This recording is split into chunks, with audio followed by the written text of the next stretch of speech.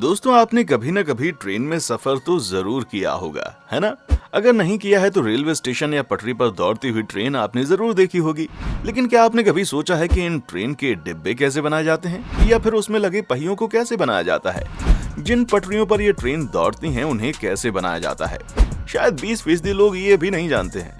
तो चलिए दोस्तों, आज की इस वीडियो में हम इसी चीज पर बात करेंगे। लेकिन इससे पहले हम वीडियो में आगे बढ़ें, आप सभी हमारे चैनल एंट्रा पेंट्रा को सब्सक्राइब जरूर करें और इसके साथ ही इस बेल आइकन को भी जरूर दबा दें।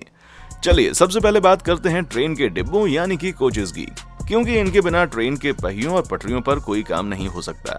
ट्रेन के डब्बे ही होते हैं जो कि रोजाना ट्रेन के सफर करने वाले लाखों लोगों का बोझ उठाते हैं। चलिए जानते हैं कि रेल कोच फैक्ट्रीज में कैसे बनते हैं। दोस्तों, कोच बनाने की शुरुआत होती है बड़ी बड़ी स्टील सीट्स को एक साथ जोड़ने से। इस काम को करने के लिए काफी सावधानी बरती जाती है ताकि किसी भी तरह के हादसे से बचा जा सके। डब्बे की हर एक साइड को अलग अलग जगहों पर बनाया जाता है, जैसे बाईं साइड का हिस्सा अलग, दाईं साइड का हिस्सा अलग और छत का हिस्सा भी अलग ही बनाया जाता है। फिर सारे हिस्सों को एक साथ लाया जाता है और उन्हें जोड़कर डिब्बों का आकार दे दिया जाता है। इस काम में बड़े बड़े क्रेन्स का इस्तेमाल होता है। जब अलग अलग सीट्स को डब्बों का आकार देने का काम पूरा हो जाता है तो फिर इन खोखले डब्बों को पेंट करने के लिए भेज दिया जाता है। जब पेंटिंग का काम पूरा हो जाता है तो इन्हें पहियों के ऊपर सेट कर दिया जाता है। ये पहिए कैसे बनते हैं वो भी हम आपको बताएंगे, लेकिन पहले हम डब्बों को रेडी कर लेते हैं, उसके बाद पहियों की बात करेंगे। पेंटिंग के बाद बारी आती है डब्बों के इंटीरियर को पूरा करने की। इस प्रोसेस में तमाम तरह की फिनिशिंग की जाती है, जैसे flooring, railing, seat, holding, bars, पानी से लेकर टॉयलेट और इलेक्ट्रिसिटी की फैसिलिटी की जाती है।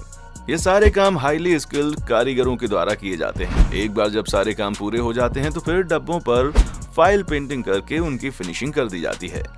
अब बारी आती है वेयर हाउस में डब्बों की टेस्टिंग की, जिसमें अगर सब कुछ ठीक हुआ तो फिर ये तैयार डब्बे ट्रेन के साथ जोड़ दिए जाएंगे और इस तरह पूरा होता है ये शानदार कोचेस बनाने का काम, जिसमें देश की बड़ी आबादी रोजाना हजारों किलोमीटर का सफर तय करती है। दोस्तों, ट्रेन में सफर करते वक्त क्या आपने कभी ये सोचा है कि ट्रेन के जो पहिए रोजाना हजारों किलोमीटर का सफर तय करते हैं, उन मजबूत पहियों को कैसे बनाया जाता होगा? आज हम आपको इस वीडियो में बताने वाले हैं। पहिए बनाने की शुरुआत होती है लोहे की रॉड से। सबसे पहले इसे ऑटोमेटेड रोटेटिंग ब्लेड की मदद से काट लिया जाता है और फिर इस भारी भरकम टुकड़े को मैग्नेट की मदद से मूव किया जाता है। अब बारी आती है लोहे के इन बड़े बड़े रोल्स को इंडक्शन में रखने की। आपको बता दें कि इंडक्शन इतना पावरफुल होता है कि मात्र 20 मिनट में ही 10 से 15 रोल्स को सुर्ख लाल कर देता है। फिर इस गर्म रोल को प्रोसेसिंग मशीन पर रखा जाता है, जहां मशीन के 2 आर्म पहले तो रोल को सही जगह सेट करते हैं, फिर प्रोसेसिंग मशीन इसे सेट करती है। इस मशीन का खांचा रेल के पहियों की तरह होता है और 2 बार प्रोसेसिंग से ये रोल पहिए का आकार ले लेता है। फिर क्लो मशीन से इस रोलर मशीन में इसे डाला जाता है, जो इसे शेप देती है और डिजाइन को कंप्लीट करती है। इसे इस तरह की शेप में ढाला जाता है कि ये पटरी पर फंस कर चले। शेप आने के बाद इस पहिए को दूसरी प्रेसिंग मशीन में डाल दिया जाता है, जो उसमें एक्सल के लिए छेद करती है और छेद होने के बाद भाप वाली मशीन इस पर भाप मारती है और फिर एक सेंसर इसका साइज मापता है। फिर इसे पानी में ठंडा होने के लिए डाल दिया जाता है। ठंडा होने के बाद इसे फायरिंग मशीन पर रखा जाता है, जो इसके एज को क्लीन करती है और इसको चकमा देती है। फिर इन्हें एक्सल पर फिट किया जाता है और इन्हें टेस्ट किया जाता है। टेस्टिंग में पास होने के बाद इस पर कलर कर दिया जाता है और आगे भेज दिया जाता है और ऐसे ये ट्रेन के पहिए बनकर तैयार होते हैं। दोस्तों, ये तो ही ट्रेन के डब्बों और पहियों की बात, लेकिन क्या आप जानते हैं कि ये ट्रेनें जिन पटरियों पर दिन रात फर्राटे से दौड़ती हैं, उन्हें कैसे बनाया जाता है? दोस्तों, शुरुआत में रेल की पटरियों को लोहे से बनाया जाता था, लेकिन धूप और बारिश की वजह से लोहा अक्सर जंग खा जाता था और इससे पटरियों के टूटने के चांसेस भी बढ़ जाते थे। ट्रेन के गुजरते रहने की वजह से इनका साइज भी कम हो जाया करता था। इन सब परेशानियों को देखते हुए पटरियों को स्टील से बनाया जाने लगा। आज के समय में तो वेस्ट मटेरियल को रिसाइकिल करके पटरियां तैयार की जा रही हैं। इसके लिए इलेक्ट्रोमैग्नेटिक मशीन का स्क्रैप उठाकर एक कंटेनर में डाल दिया जाता है।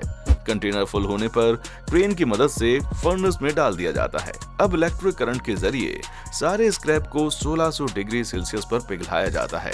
इससे एक किस्म का लावा तैयार हो जाता है, जिसे पहले एक कंटेनर में डाला जाता है, फिर ट्यूब की मदद से सांचे में ढाल दिया जाता है। ये ऐसा सांचा होता है जो लावा को लंबे लंबे रेक्टेंगुलर ब्लॉक्स में कन्वर्ट कर देता है।